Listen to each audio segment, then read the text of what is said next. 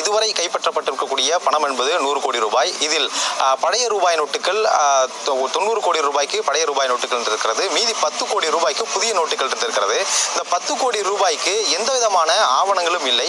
அப்படி என்றால் இந்த புதிய ரூபாய் நோட்டுகளை எப்படி இவர்கள் வாங்கியிருக்க முடியும் என்ற ஒரு விசாரணையும் ஒரு கோணத்தில் நடத்தப்பட்டது. எனவே புதிய ரூபாய் நோட்டுகளை சில வங்கி அதிகாரிகளின் உதவியுடன் தான், அதாவது முறைகேடாக அவர்கள் அந்த பணத்தை பெற்றிருக்க வேண்டும் என்று இந்த விசாரணையில் தெரிய வந்திருக்கிறது. எனவே எந்த வங்கி அதிகாரி தொடர்பில் இருக்கிறார், இவர்களுடன் தொடர்பில் இருந்து இவ்வளவு ரூபாய் பணத்தை யார் மாற்றி கொடுத்தது, அது எந்த வங்கி என்பது குறித்தும் விசாரணை நடத்தப்படுகிறது. மேலும் 10 கோடி ரூபாய் மட்டும்தான் இவர்கள் இந்த கணக்கில் வராத ரொக்கம் இருக்கிறதா, வேறும் இந்த ஏஜென்ட்களாக செயல்பட்டு எந்தெந்த நபர்களுக்கு மேலும் எவ்வளவு பணம் இவர்கள் மாற்றி கொடுத்திருக்கிறார்கள் என்ற கோணத்திலும் விசாரணை தீவிரப்படுத்தப்பட்டிருக்கிறது. நீங்கள் சொல்வது போல வங்கி அதிகாரிகளுடைய தொடர்பு இல்லாமல் இவ்வளவு ரூபாய் பணத்தை இவர்கள் மாற்றியிருக்க முடியாது. அந்த கோணத்தில் விசாரணை என்பதும் தீவிர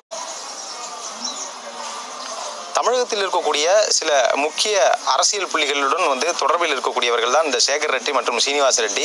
அவருடன் தொடர்பில் இருந்து பல்வேறு பணிகளை ஒப்பந்த அடிப்படையில் பெற்று இவர்கள் நடத்தி வந்திருக்கிறார்கள். அதோடு மட்டுமல்லாமல் தமிழக அரசில் உயர் பொறுப்பில் இருக்கக்கூடிய ஒரு முக்கியமான அதிகாரியுடன் நெருங்கிய தொடர்பில், இதனால் அந்த அதிகாரியும் தற்போது வருமான வரித்துறையினுடைய இந்த விசாரணை வளையத்திற்குள் கொண்டு வரப்படுவார் என்ற ஒரு தகவலும் வெளியாகி பரபரப்பை ஏற்படுத்தியுள்ளது. தொடர்ந்து இவர்களிடம் விசாரணை நடத்தப்பட்டிருக்கிறது.